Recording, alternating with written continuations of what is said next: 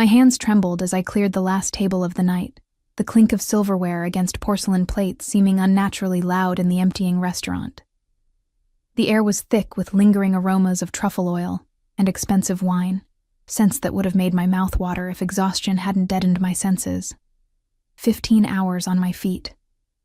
15 hours of forced smiles and yes, sir, and right away, ma'am, while my body screamed for rest. Harper, Table 7 needs their check. Marco, the floor manager, didn't look up from his tablet as he barked the order. I already dropped it, I whispered, my voice hoarse from overuse. He didn't acknowledge my response. My reflection caught in the polished silver of a serving tray, sallow skin, dark circles beneath once bright eyes, blonde hair hastily pinned back hours ago, now falling in limp strands around my face. I barely recognized myself anymore. 26, and already worn down to nothing. But none of that mattered. Only one thing mattered: Lily, my beautiful 8-month-old daughter who was currently being watched by Mrs. Patel from next door. A kind widow who had become my salvation these past months. But even saints had limits, and I was pushing mine by working double shifts. A wave of dizziness washed over me as I stacked plates too high, my vision briefly tunneling to pinpricks of light. I hadn't eaten since the half sandwich I'd wolfed down 9 hours ago. Money for food, or money for Lily's antibiotics? It wasn't really a choice. Final table, Harper. Don't screw it up. Marco nodded toward the corner booth, the one partially obscured by an ornamental Japanese maple, reserved for VIPs and regulars who preferred discretion with their $400 bottles of wine. I squared my shoulders, took a deep breath, and made my way across the restaurant. My worn service shoes squeaked slightly against the polished floor. That's when I first noticed him. Not all at once, but in fragments that my exhausted brain struggled to assemble. The sleeve of what was undoubtedly a bespoke suit. A wrist adorned with a watch that probably cost more than 6 months of my rent. Long fingers, manicured but masculine, wrapped around a crystal tumbler of amber liquid. I kept my eyes down as I approached, the way we were trained to do with high-profile guests. Good evening, sir. Can I get you anything else tonight? Look at me when you speak. His voice was soft, barely above a whisper, but it carried a weight that made my spine straighten automatically. The command wasn't harsh, but there was no question it was a command. I raised my eyes slowly, dark hair, expertly cut, with just a hint of silver at the temples, a face that belonged on Renaissance paintings, all sharp angles and perfect proportions. But it was his eyes that made my breath catch. Dark, almost black in the dim lighting, they held mine with such intensity that I couldn't look away even if I wanted to. They didn't just look at me, they dissected me, cataloging every detail, every flaw, every secret. Behind him, nearly invisible in the shadows, stood a broad-shouldered man whose stillness somehow conveyed more threat than any movement could have. I apologize, sir. I managed to find my voice. Would you like to see our dessert menu? One corner of his mouth lifted slightly. Not quite a smile, but an acknowledgement. No, just the check. As I turned to retrieve it, another wave of dizziness hit me, stronger this time. I gripped the edge of a nearby chair, willing myself to stay upright. Just 20 more minutes. 20 minutes and I could go home, relieve Mrs. Patel, hold Lily in my arms, and forget for a few precious hours that our existence hung by the thinnest of threads. When I returned with his check, he didn't immediately reach for it. Instead, he studied me with that same unsettling intensity. You're unwell. Not a question. A statement of fact. I'm fine, sir. Just a long day. The practiced lie slipped out easily. He didn't respond, but his eyes narrowed slightly. He reached inside his jacket, a movement that caused his silent companion to shift almost imperceptibly, and withdrew a slim leather wallet.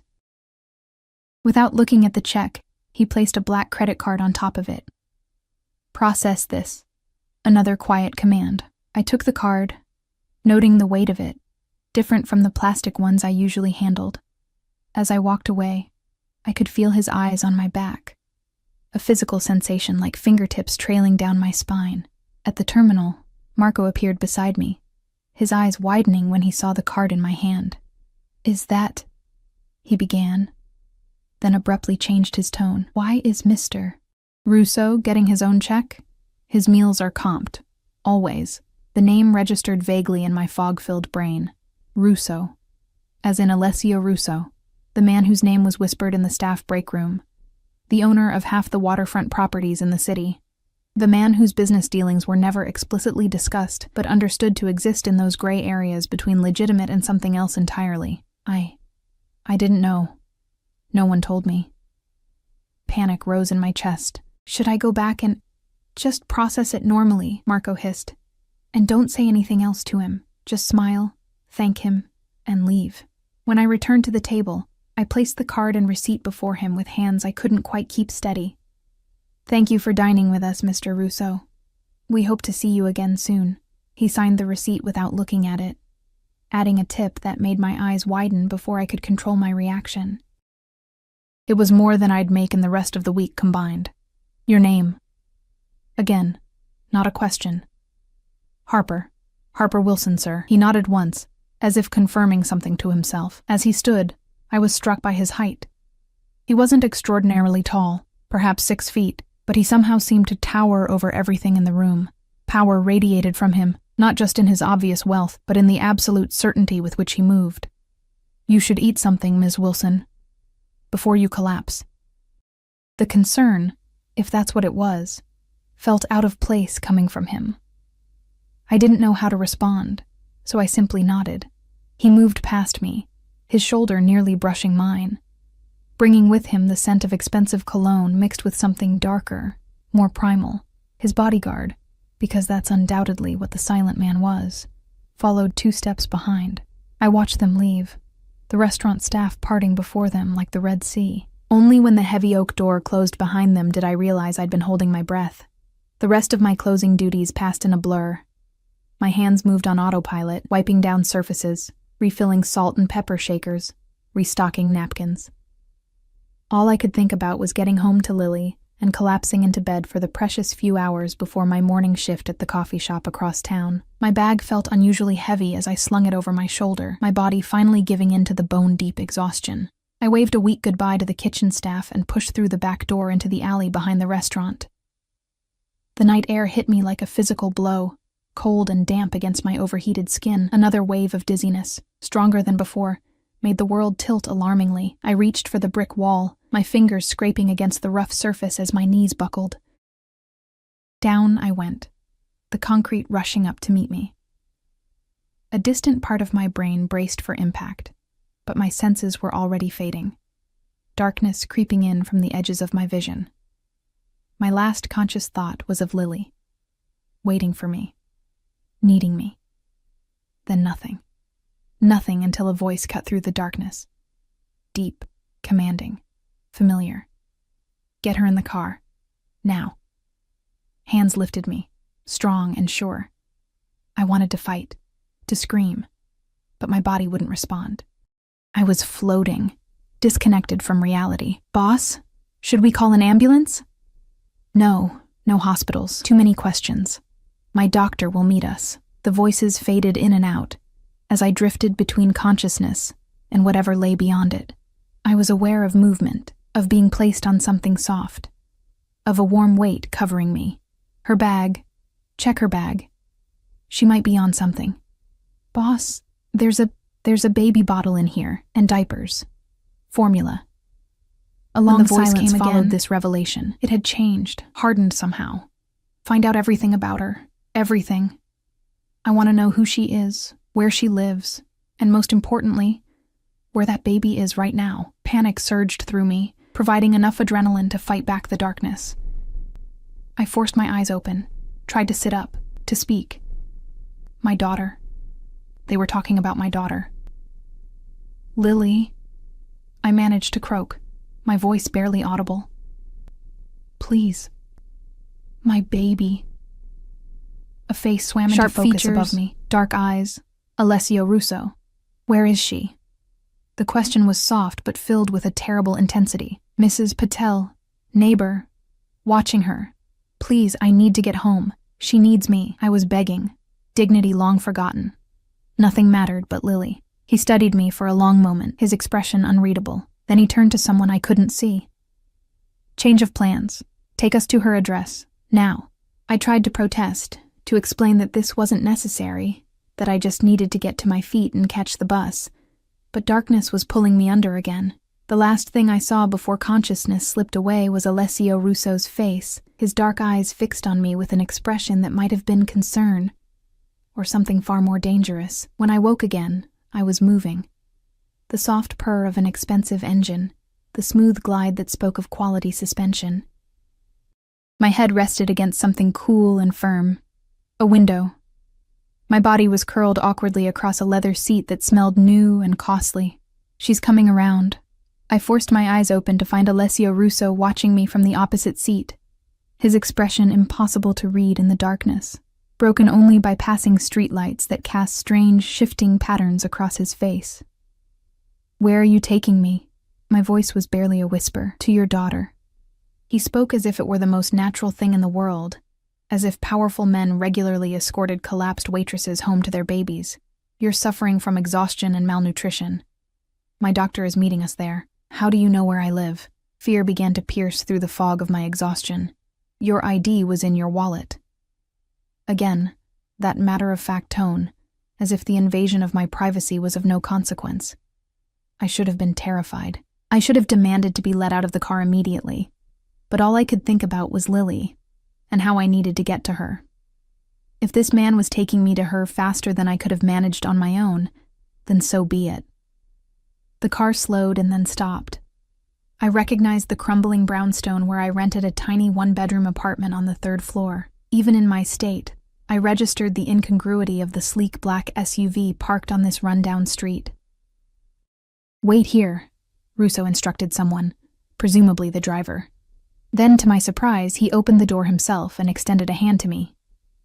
"Can you walk?" I nodded, though I wasn't entirely sure it was true. His hand was warm and strong as he helped me from the car. The simple touch sent an unexpected jolt through me, so startling that I nearly pulled away. But I needed the support too badly to refuse it. We had barely taken 2 steps toward the building when the front door burst open and Mrs. Patel emerged, her small frame vibrating with agitation. She froze when she saw me leaning against a strange man in an expensive suit. "Harper. Thank God. The baby won't stop crying. I've tried everything." Her accented voice was pitched high with distress. "Who is this man? Are you all right?"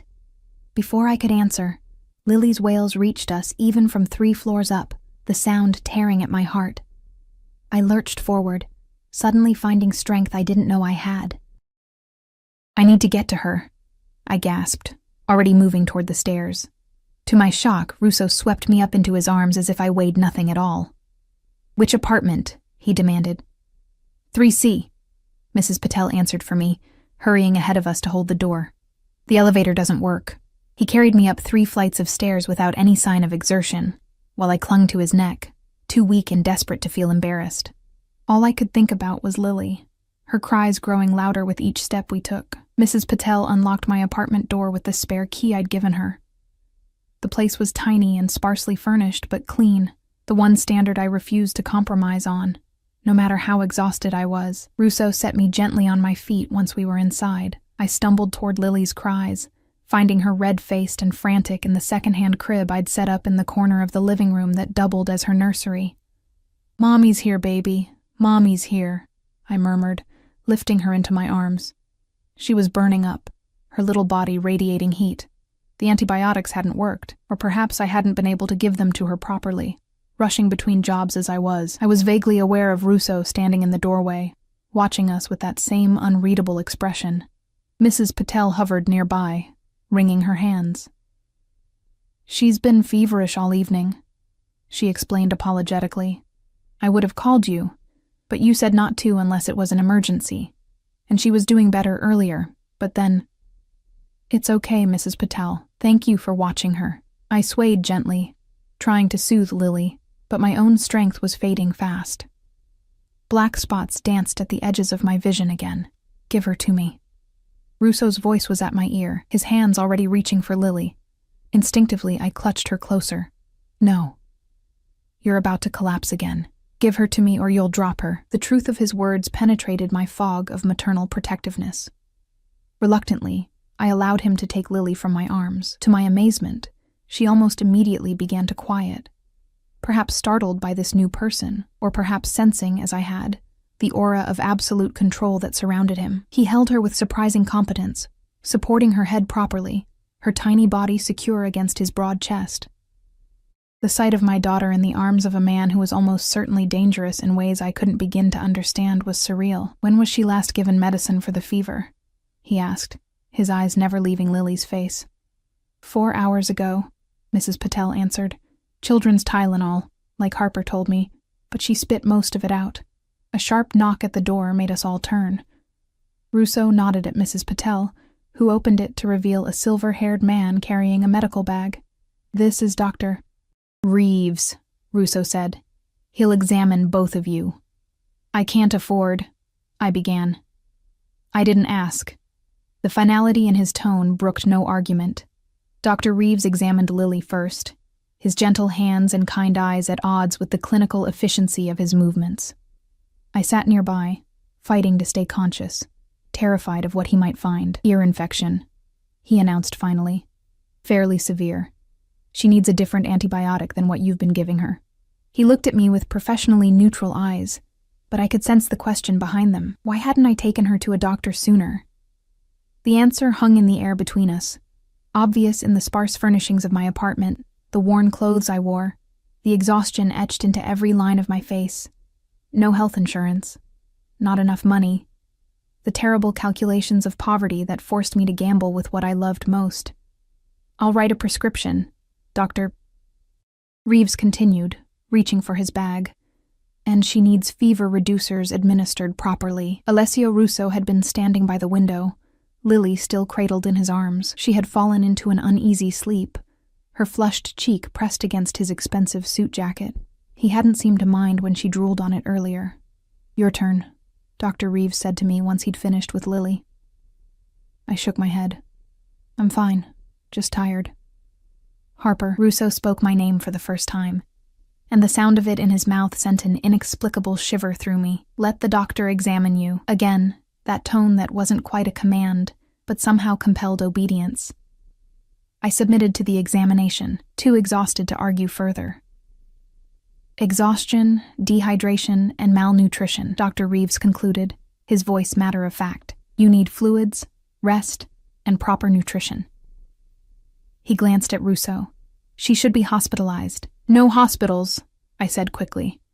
The bills would destroy me even more thoroughly than I already was. I just need to sleep. I'll have someone bring supplies, Russo said, ignoring my protest. Fluids, proper food, everything the doctor prescribes for both of them. Dr. Reeves nodded, seemingly unsurprised that his wealthy patient would have someone to dispatch in the middle of the night for medical supplies. He packed his bag and left, after writing out instructions that he handed not to me, but to Russo. Mrs. Patel had been hovering anxiously throughout the examination. Now she approached me, her weathered hands clasping mine. I should go home now, yes? You have help? She glanced uncertainly at Russo. Yes. Thank you so much, Mrs. Patel. I don't know what I'd do without you. I squeezed her hands, trying to convey my gratitude. After she left, an uncomfortable silence filled the apartment. I was acutely aware of how small and shabby it must look to someone like Alessio Russo. The second-hand furniture, the water stains on the ceiling, the bare minimum of possessions. I'd sold almost everything of value months ago. You should lie down, he said finally, still holding Lily as if she belonged in his arms. I struggled to my feet, swaying slightly. I can take her now. He shook his head. Show me where to put her. Too weak to argue, I led him to the corner that served as Lily's nursery. He laid her in the crib with surprising gentleness, his large hands careful as they arranged her blanket. Now you, he said, turning to me. I shuffled to the worn couch that doubled as my bed. I'd given the apartment's only bedroom to Lily, converting it into a nursery because she deserved at least that much normalcy. I sank onto the cushions, my body finally giving in to the exhaustion that had been threatening to overwhelm me for hours. Russo stood looking down at me, his expression still unreadable. In the harsh overhead light of my apartment, I could see him clearly for the first time. He was even more handsome than I'd thought in the dim restaurant lighting, but there was something hard about his beauty, something dangerous in the set of his jaw, and the calculating look in his eyes. "Why are you helping us?" I managed to ask, the question that had been burning in my mind since I'd awakened in his car. He didn't answer immediately. Instead, he moved around my small living room, taking in the details of my life with those penetrating eyes. He stopped at the small bookshelf that held my few remaining possessions.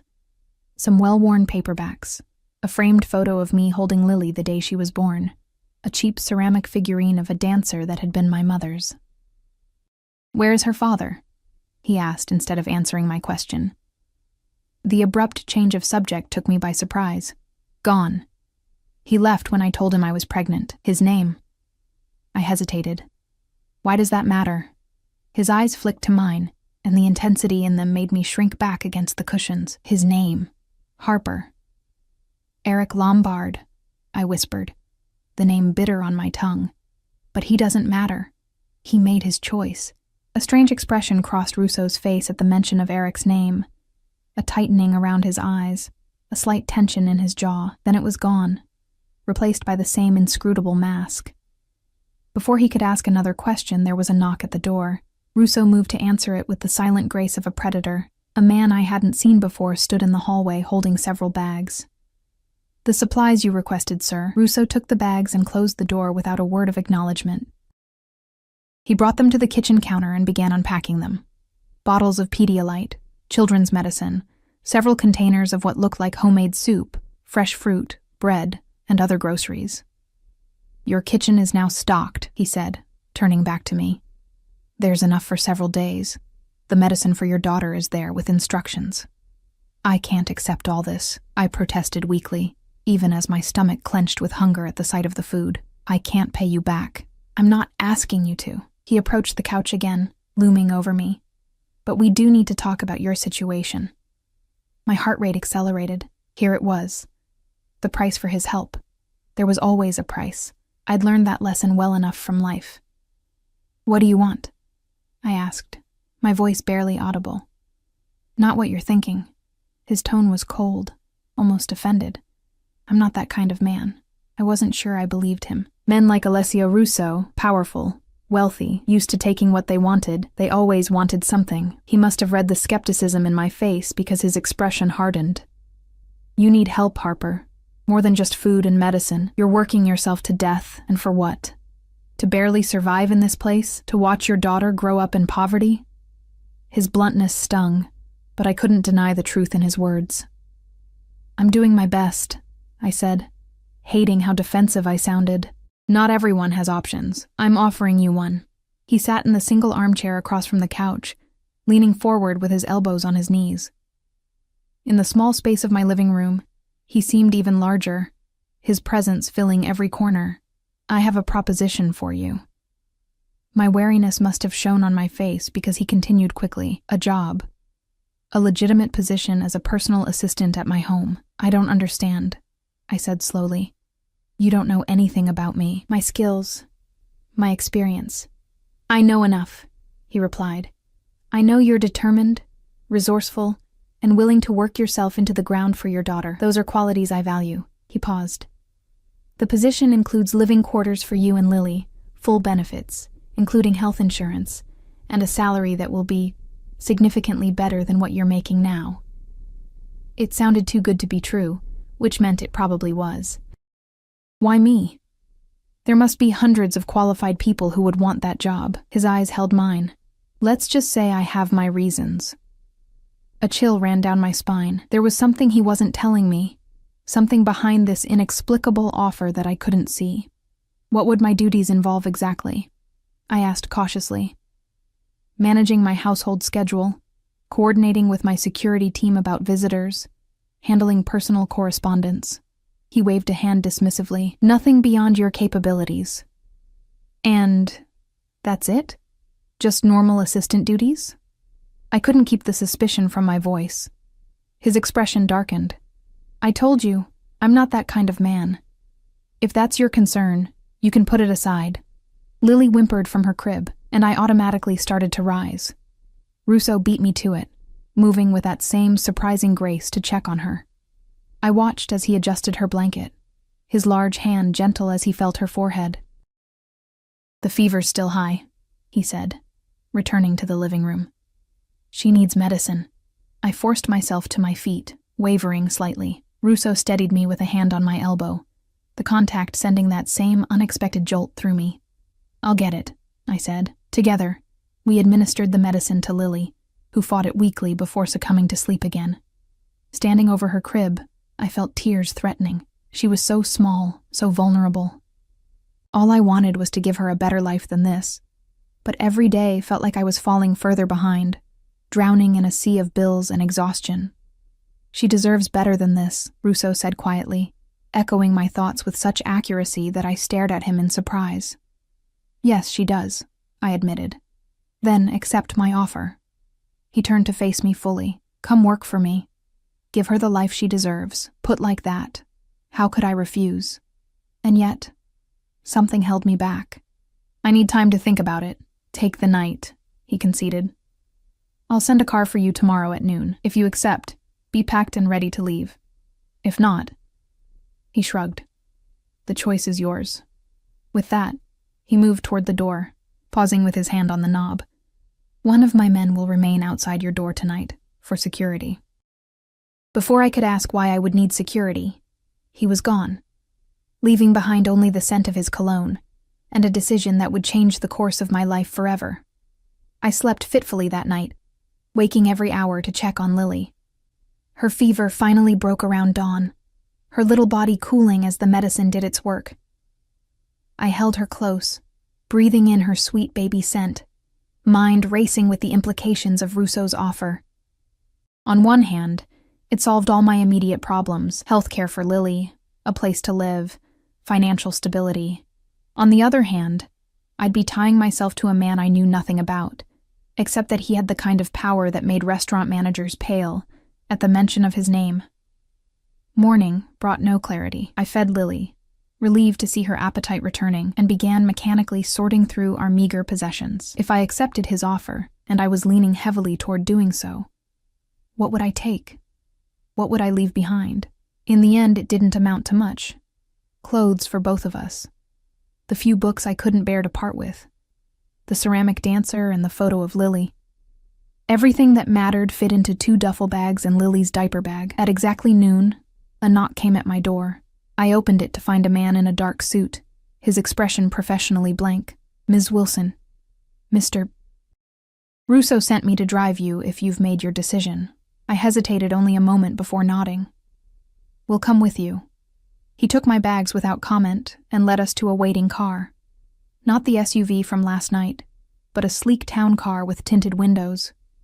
He installed Lily's car seat with practiced efficiency, making me wonder if Russo's men were regularly tasked with such domestic duties. As we pulled away from the curb, I looked back at the building that had been our home for the past year. I felt no regret at leaving it behind, only a gnawing anxiety about what lay ahead.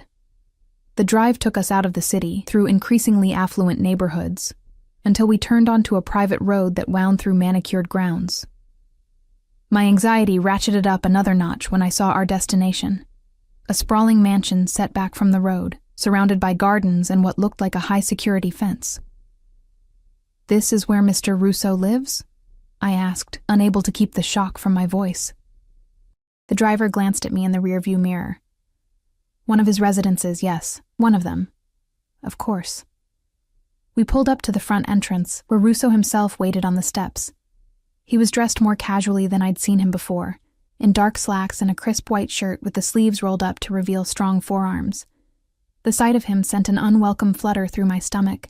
He opened my door himself, offering a hand to help me out. "You made the right decision," he said by way of greeting. "Did I?" I murmured, too quietly for him to hear. He reached past me to unbuckle Lily from her car seat, lifting her with that same surprising competence. "Welcome home, little one," he said to her, his deep voice softening in a way I hadn't heard before. Home.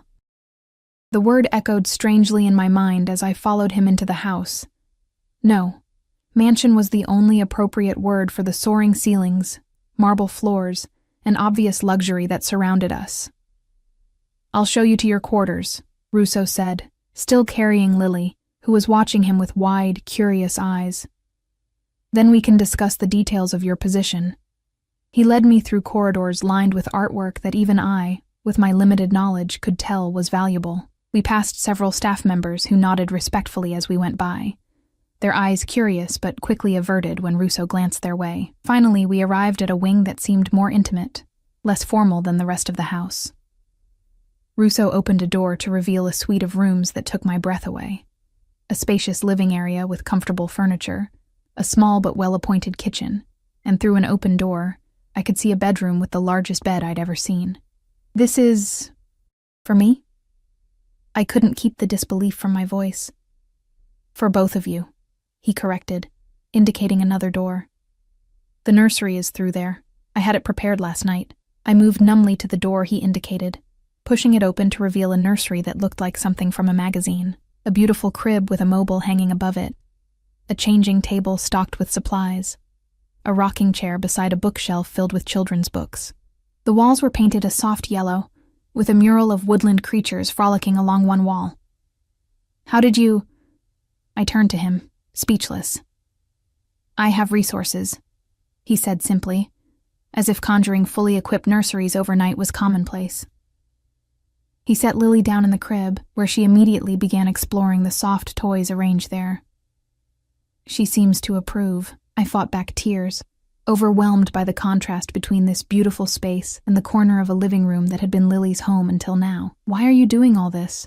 I asked again, needing to understand. The truth this time. Russo's expression changed, hardening into something I couldn't read. "Get settled in. Rest. We'll talk over dinner." He moved toward the door. 7 o'clock. "Someone will come for you." And then he was gone again, leaving me alone with Lily in our new, inexplicable life. I spent the afternoon exploring our quarters, discovering new luxuries at every turn. The bathroom with its enormous tub and shower stocked with expensive toiletries. The closet already filled with clothes in my size, tags still attached. Another smaller closet filled with beautiful baby clothes for Lily. It was all too much, too perfect, and it made my suspicion grow rather than diminish. No one did something like this out of the goodness of their heart. There had to be a catch. At precisely 7 o'clock, a soft knock came at my door. A middle-aged woman with a kind face introduced herself as Mrs. Chen, the housekeeper. "Mr. Russo asked me to show you to dinner," she said, "and to offer to watch the little one while you eat." I hesitated, protective instincts flaring. "I don't know." Mrs. Chen's smile was understanding. "Of course you're cautious with your baby." "I raised 3 of my own. Why don't I stay here in your quarters with her? You'll only be in the dining room. If she needs anything, I can come get you immediately." Her reasonable suggestion and motherly demeanor calmed my anxiety. I agreed, showing her where I'd put Lily's things and explaining her routine, though I had a feeling Mrs. Chen probably knew more about caring for babies than I did. The dining room was smaller than I expected, intimate rather than grand, with a table that could seat 8 but was set for only 2. Soft lighting from a crystal chandelier cast a warm glow over the polished wood and fine china. Alessio Russo stood when I entered, his dark eyes taking in the simple black dress I'd found in the closet. "You look better," he said, pulling out a chair for me. "Rest suits you." I sat, acutely aware of his proximity as he pushed in my chair. "Thank you for the clothes. Everything, really. It's overwhelming." He took his seat across from me, his movements fluid and controlled. "You'll get used to it."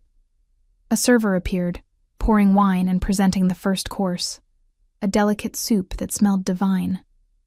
My stomach growled audibly, and I flushed with embarrassment. "Eat," Russo said, his mouth quirking slightly at the corners. "Don't stand on ceremony here." I didn't need to be told twice. The soup was the most delicious thing I'd tasted in months, and I had to force myself to eat slowly, with dignity. We ate in silence for a while, the only sounds the clink of silverware against fine china. I was hyper-aware of his eyes on me, studying me with that same intense focus I'd noticed in the restaurant. "You said we would talk," I finally ventured, setting down my spoon, "about why I'm here." Russo took a sip of his wine, considering me over the rim of his glass.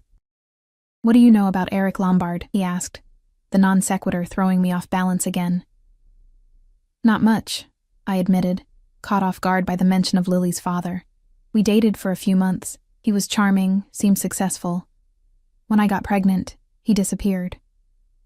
I shrugged, trying to seem indifferent, though the abandonment still stung. "Why does he matter?" Russo set down his glass with deliberate care. "Eric Lombard worked for me." My heart stuttered in my chest. "What?" "He was my accountant, one of them." Russo's voice was calm, but I could sense the underlying steel. "Until he stole $5 million from me and vanished." The room seemed to tilt around me. Eric, the man who could barely commit to dinner plans, had stolen millions from someone like Alessio Russo. It seemed impossible. I had no idea," I stammered, suddenly cold despite the warm room. "We weren't together long. He never mentioned—" "I believe you," Russo interrupted. "If you'd been complicit, you wouldn't be living in that apartment, working 2 jobs to survive." Relief flooded me, followed immediately by a new fear. "Is that why I'm here? You think I can lead you to him?" "No." His answer was swift and certain. "I already know where he is, or rather, where his body is." The blunt statement hit me like a physical blow. "He's dead?" Russo regarded me steadily. "Men who steal from me don't tend to live long, happy lives." The implication was clear. This man, this dangerous, powerful man sitting across from me, had Eric killed. And I was now living in his house, accepting his charity, letting him near my daughter. "I want to leave," I said, pushing back from the table, my appetite gone. "Now." "Sit down, Harper." His voice was quiet but filled with authority. "You're in no danger from me, neither is Lily. You just admitted to having my daughter's father killed. The man abandoned you both without a second thought," Russo said coldly. "Left you to struggle alone, pregnant and vulnerable. He doesn't deserve the title of father." He wasn't wrong, but that didn't make the situation any less terrifying. "Why am I here then? If not to lead you to Eric, and not for other reasons, then why all this?" I gestured around at the opulent room. Russo was silent for a long moment, his dark eyes never leaving mine. "Because she's my niece." The words didn't make sense at first. "What?" "Lily," he clarified. "She's my brother's daughter." "That's impossible," I whispered. Though even as I said it, connections began to form in my mind. Eric's dark eyes, so similar to the ones watching me now. The same strong jawline, though Eric's had been softer somehow, less defined. "Antonio was my younger brother," Russo continued, his voice flat. "He was always reckless, used different names, lived dangerously. I tried to give him a legitimate path, a position in my organization, but he preferred the thrill of the con." A muscle in his jaw twitched. Eric Lombard was just his latest identity. My mind reeled with the implications. "You're saying Antonio, was your brother?" "Yes. And the money he stole wasn't just from my business. It was from our family." Russo's expression darkened. "He betrayed us all. Did you know about me? About Lily?" My voice shook with the effort of controlling my emotions. "Not until last night," he admitted. "When I saw the baby bottle in your bag, something clicked. You mentioned his name and the timing fit. I had my people confirm it this morning. DNA tests from Lily's medical samples." "You tested my daughter without my permission?" Anger flared, temporarily overriding my fear. I needed to be certain. He didn't sound remotely apologetic. "She's family, Harper. My blood. The only part of my brother that remains." Family. The word hung between us, heavy with implication. If what he said was true, and the more I thought about it, the more likely it seemed, then Lily was tied to this man by blood. To his wealth, his power, and yes, his dangerous world. "What do you want from us?" I asked, my voice barely above a whisper. "I want to provide for my niece," he replied simply. "Give her the life she deserves, the Russo name, the Russo legacy. And me? Where do I fit in this plan of yours?" His gaze intensified. "You're her mother.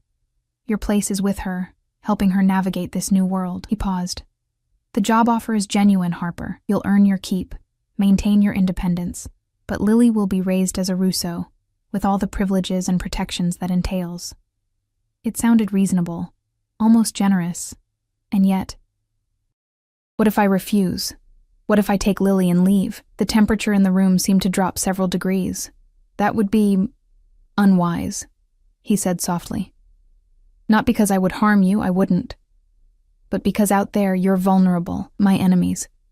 If they discovered Antonio had a child...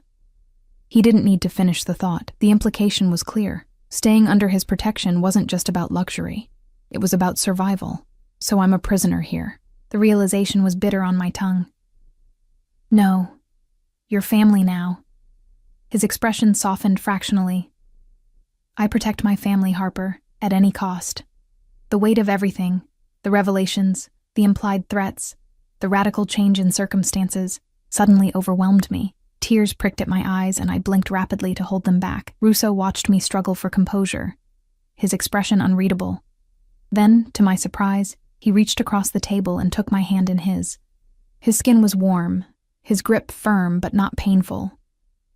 I know this is a lot to process, he said, his voice gentler than I'd heard it before. Take time. Get to know the household, the staff. Let Lily recover fully. He squeezed my hand once before releasing it.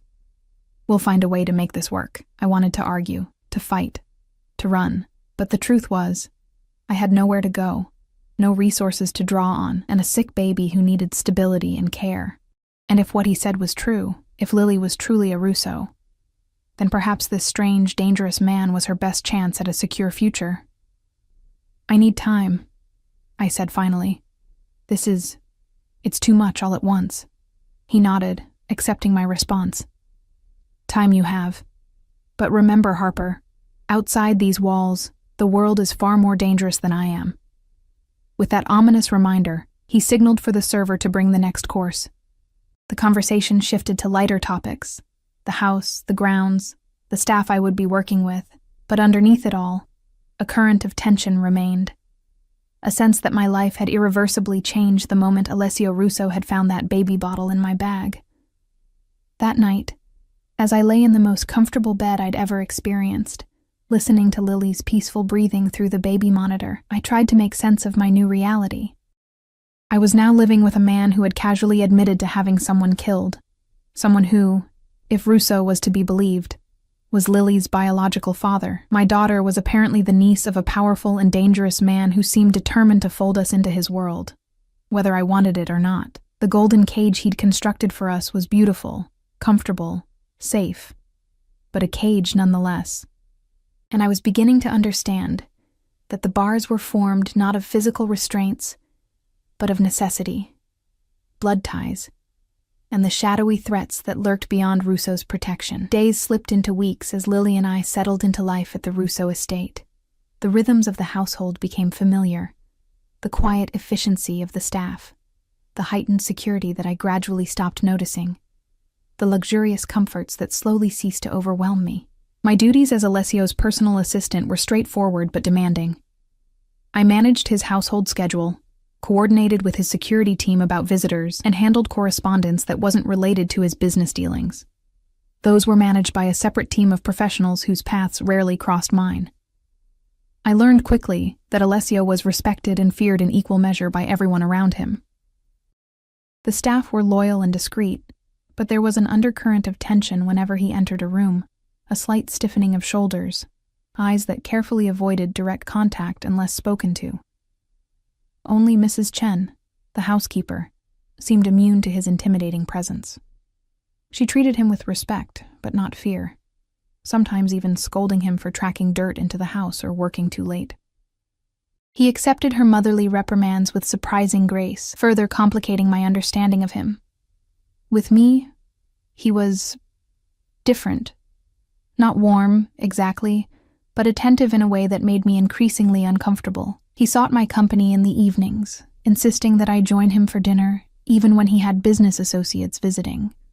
He asked about my day, listened with apparent interest to stories about Lily's development, and gradually began sharing small details about his own life. I learned that he had raised his younger brother after their parents died, that he'd built his business from nothing, that he rarely slept more than 4 hours a night, He never spoke directly about the illegal aspects of his empire, but neither did he pretend to be something he wasn't. And he was obsessed with Lily. There was no other word for it. He visited the nursery daily, bringing her gifts, watching her play with an intensity that might have been touching if it weren't so possessive. She was thriving under his attention, growing healthier and happier each day in our gilded cage. "She has Antonio's smile," he said one evening as we watched her playing on a blanket in his study. It was the first time he'd mentioned his brother since our initial conversation. "She does?" I studied Lily's face, trying to see what he saw. "Yes, the way it starts at one corner of her mouth." His own mouth curved slightly in unconscious mimicry. He had the same smile as a child. The rare moment of vulnerability surprised me. "You miss him?" His expression hardened. "I miss who he was before he betrayed the family, before he chose money over blood." I hesitated, then asked the question that had been burning in me for weeks. "How did he die?" Alessio's eyes flicked to mine, assessing. "You don't want to know the details. I think I deserve to know what happened to my daughter's father." He was silent for a long moment. "It wasn't on my orders, if that matters to you." One of my associates discovered his location, acted without authorization. His voice was flat, emotionless. It was not clean, not quick. A chill ran through me despite the warmth of the room. "And this associate is no longer with us." The finality in his tone made it clear he didn't mean the man had been fired. I should have been horrified, should have gathered Lily and run as far and fast as I could. But where would I go? Who would protect us from the world Alessio had described, a world where Lily might be targeted simply for her blood? The devil I knew was proving, day by day, to be preferable to the devils I didn't. "Thank you for telling me the truth," I said finally. He inclined his head slightly, acknowledging my words. Then, in a swift change of subject, "There's an event tomorrow night, a fundraiser. I'd like you to attend with me." I blinked, caught off guard. "As your assistant?" "As my companion." His eyes held mine, unflinching. "It would be beneficial for certain people to see you established in my household." The implication was clear. He wanted to send a message, that I was under his protection, that Lily was acknowledged as family. "What exactly would that entail?" I asked cautiously. "Wearing a beautiful dress, making conversation, standing beside me." His mouth quirked. "Nothing nefarious, Harper." The use of my name still sent that same inexplicable shiver through me. I don't know how to act in those circles. Just be yourself. Your genuine nature is refreshing. Was that actually a compliment? "Mrs. Chen will watch Lily. A stylist will come tomorrow to help you prepare." It wasn't really a request, despite his phrasing. I was learning that with Alessio Russo, there were suggestions that were actually commands, and commands that were non-negotiable. "All right," I agreed, wondering what I was getting myself into. The stylist arrived the next day with an entourage of assistants carrying garment bags, jewelry cases, and makeup kits. I was measured, pinned, painted, and polished until I barely recognized the woman in the mirror. The dress they selected was midnight blue, elegantly simple from the front, but dramatically backless, exposing skin I wasn't used to showing. Diamond earrings that had to be worth a small fortune completed the look. When I emerged from my quarters that evening, Alessio was waiting in the hallway. He wore a tuxedo that highlighted his broad shoulders and lean waist, looking every inch the powerful, dangerous man I knew him to be. His eyes widened fractionally as they took me in. "You look beautiful," he said, his voice lower than usual. "Thank you." I fought the urge to fidget under his gaze. "The dress is too much. The dress is perfect." He offered his arm. "Shall we?" The fundraiser was held at a historic hotel downtown, its ballroom transformed into a glittering showcase of wealth and power. As we entered, I felt the weight of eyes upon us, conversations pausing momentarily before resuming with increased intensity. "Everyone's staring," I murmured, gripping Alessio's arm tighter. "Of course they are. They're curious." His hand covered mine briefly, the touch reassuring despite my lingering wariness of him. "Just smile and follow my lead." Throughout the evening, he introduced me to countless people whose names immediately blurred together. Business associates, politicians, socialites, all greeted Alessio with that same mixture of respect and wariness I'd observed in his staff. With me, they were coolly polite, assessing, calculating what my presence on his arm might mean. "Alessio, darling, you've been holding out on us," purred a striking woman in a red dress, her eyes sweeping over me dismissively. "Where did you find this lovely creature?" "Harper is a recent addition to my household," he replied smoothly, his hand settling possessively at the small of my back. "And a welcome one. The woman, Elena something, I'd already forgotten her last name, arched a perfectly shaped eyebrow. "Indeed. How interesting." The conversation continued in that vein, pleasant on the surface, but with undercurrents I couldn't quite grasp. I smiled and nodded, grateful when Alessio finally steered me away. "You're doing well," he murmured, guiding me toward the bar. "Elena is a piranha. You held your ground. She seemed to think I'm your—" I hesitated, unsure how to phrase it delicately. "My mistress?" His mouth curved in that not-quite smile. "Let them think what they want. The reality is more complicated, isn't it?" Before I could respond, a commotion near the entrance drew our attention. A man had entered, surrounded by an entourage similar to Alessio's security detail. The tension in the room ratcheted up noticeably. "Vincenzo," Alessio said quietly, his body language shifting subtly. He was still relaxed to the casual observer, but I could feel the coiled readiness in him, unexpected. "Who is he?" I whispered. "A business rival, one who doesn't respect boundaries." His eyes tracked the newcomer across the room. "Stay close to me." Vincenzo, a man in his 50s with silver-streaked dark hair and a face creased with years of hard living, spotted us almost immediately. A predatory smile spread across his face as he made his way toward us. "Russo?" he greeted, his accent heavier than Alessio's. "What a pleasure." His eyes shifted to me, roaming over my body in a way that made my skin crawl. "And who is this exquisite creature?" "Harper Wilson," Alessio said before I could speak, his voice carrying a warning note. "My companion for the evening." Vincenzo took my hand, raising it to his lips in an old-world gesture that managed to feel both courtly and threatening. "Enchanted, Ms. Wilson, truly enchanted." The two men exchanged pleasantries that were anything but pleasant, each word weighted with subtext I couldn't fully understand, but could certainly feel. When Vincenzo finally moved on, I released a breath I hadn't realized I was holding. "I'd like to leave," I said quietly. "Please." Alessio studied my face, then nodded. "We've made our appearance. It's enough." In the car on the way home, I finally asked, "What was that about, with Vincenzo?" "Politics," Alessio replied vaguely, loosening his tie. "Territorial disputes." He looked at me like I was a prize to be stolen. Alessio's expression darkened. "You noticed that, did you? I'm naive, not blind." I turned to face him fully. "Is that why you brought me tonight? To use me as a pawn in whatever game you're playing with that man?" "No." His answer was swift and certain, though I should have anticipated his interest. He sighed, rubbing a hand over his face in a rare gesture of weariness. "Vincenzo has been trying to undermine me for years. He takes a particular pleasure in acquiring things that matter to me." The implication sent a chill through me. "And now he thinks I matter to you." Alessio's eyes met mine in the dimness of the car. "You do."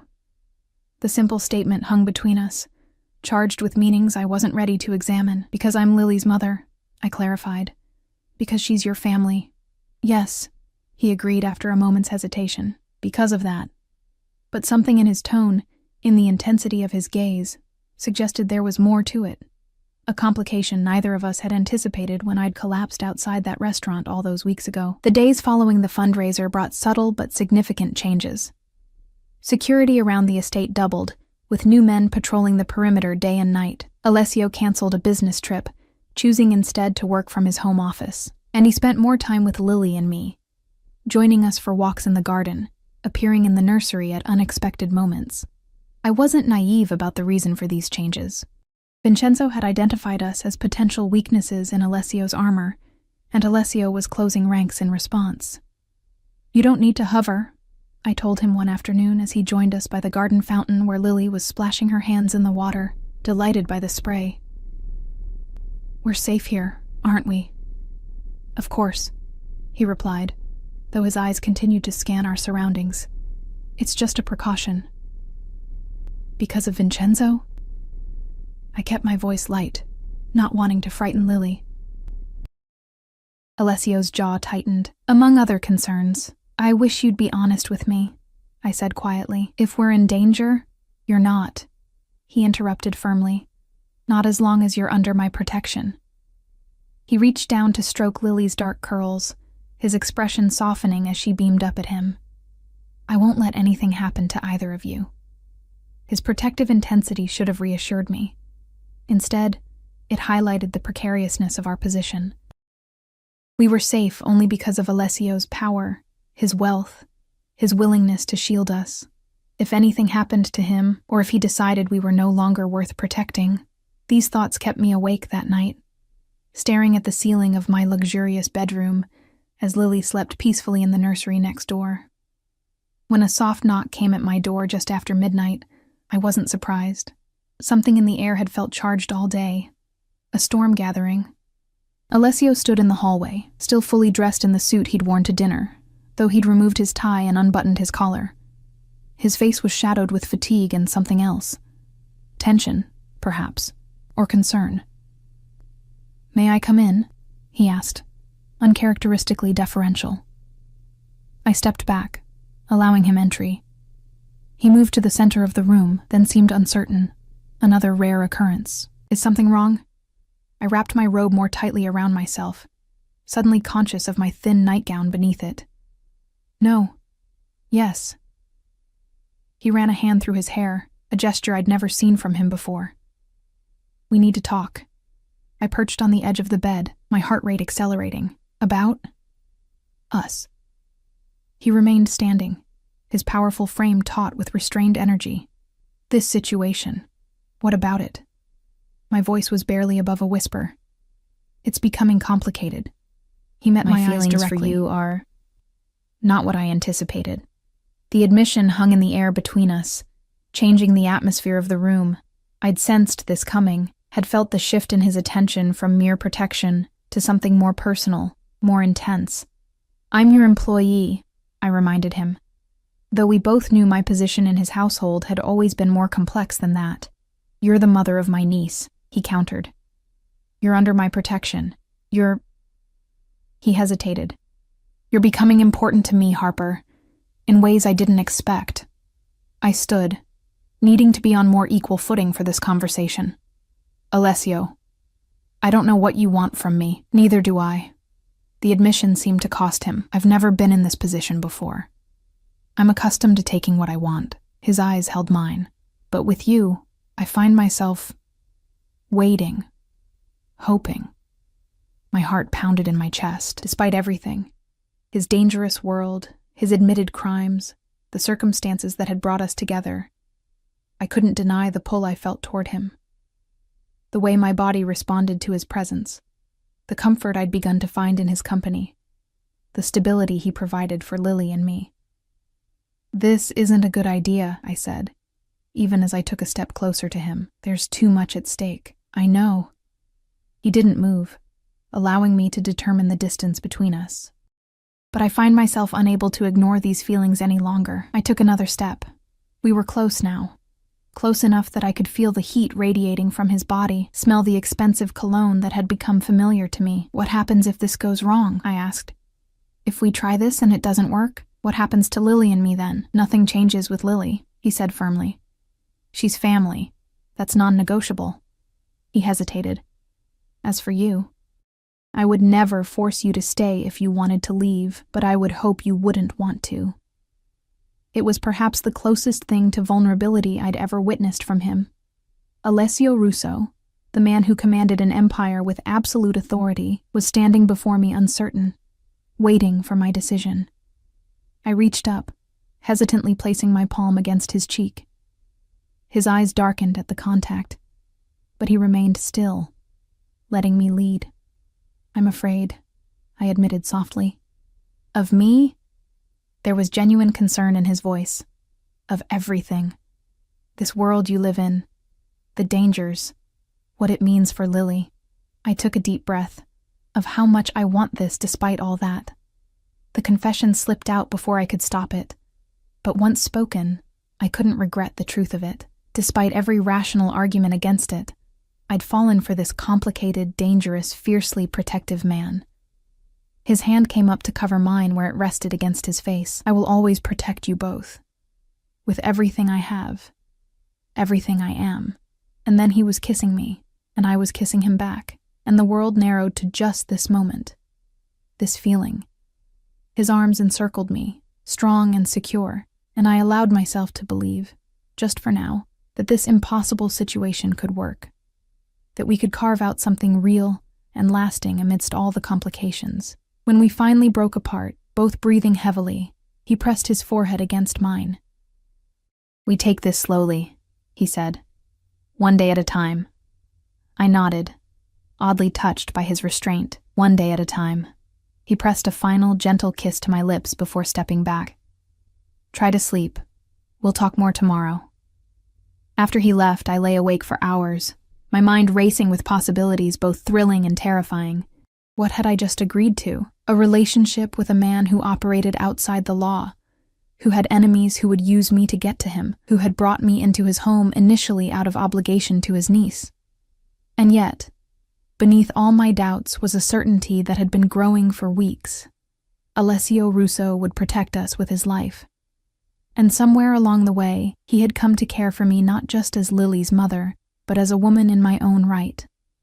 Morning brought clarity, and with it, resolution. If we were going to do this, truly do this, we would need to establish boundaries, expectations. I couldn't simply be absorbed into his world without maintaining some independence, some sense of self. I found him in his study, already working despite the early hour. He looked up as I entered, his expression softening in a way that still surprised me. "Good morning," he said, setting aside his papers. "Did you sleep?" "Eventually." I took a seat across from him. "We need to talk about how this works, practically." He nodded, unsurprised by my businesslike approach. "I'm listening." "If we're going to be together," I began, "I need to maintain my own identity, not just be an extension of you or your world." "What does that mean specifically?" "I want to go back to school," I said, the decision crystallizing as I spoke. I was studying nursing before Lily came along. "I want to finish my degree." He considered this. "It can be arranged, with proper security measures, and I need your word that Lily will be raised normally, or as normally as possible given the circumstances. School, friends, activities." "Of course." He leaned forward. "I want her to have everything, Harper. Every advantage. Every opportunity, without being drawn into the dangerous aspects of your business," I clarified. A shadow crossed his face. "My legitimate enterprises will provide more than enough opportunities for her future." I took a deep breath. "And one more thing. The most important thing." I met his eyes directly. "If we do this, if I commit to you, I need to know I'm choosing it freely. That I can leave if I need to, and Lily will still be safe and cared for." He was silent for a long moment, his expression unreadable. Then, "You would leave her?" "No," I said firmly. "Never, but I need to know that my relationship with you isn't the price of her security. That she's protected because she's your family, not because you and I are together." Understanding dawned in his eyes. "You think I'm using her as leverage to keep you? Are you?" I challenged. "No." The single word carried absolute conviction. "Lily is my blood. She will always have my protection, my resources, my name if you'll allow it, regardless of what happens between us." Relief washed through me. "Then yes," I said simply. "Yes to us, to trying this impossible thing." His smile was transformative, lighting his face in a way I'd never seen before. He rose and came around the desk, pulling me to my feet and into his arms. "You won't regret this," he murmured against my hair. "I'd better not," I replied with a lightness I was beginning to feel. "I've heard you're a dangerous man to cross." He laughed, the sound rich and genuine. "Only to my enemies, never to those I love." The word hung between us, unacknowledged, but not withdrawn. Too soon to say it outright, perhaps, but present nonetheless. As if summoned by the shift in our relationship, Lily's babble came through the baby monitor on Alessio's desk. He released me with obvious reluctance. "Duty calls," I said, smiling. "Go. I'll join you shortly." He pressed a kiss to my forehead. "We have time now." And as I went to retrieve my daughter, our daughter, in all the ways that truly mattered, I felt a peace I hadn't known in years. The path ahead wouldn't be easy. There would be dangers, complications, challenges unique to loving a man like Alessio Russo. But for the first time since Lily was born, I wasn't facing the world alone. We had protection, security, and yes, love. A fierce, unexpected love that had blossomed in the most unlikely of circumstances. All because a mafia boss had found a baby bottle in my bag.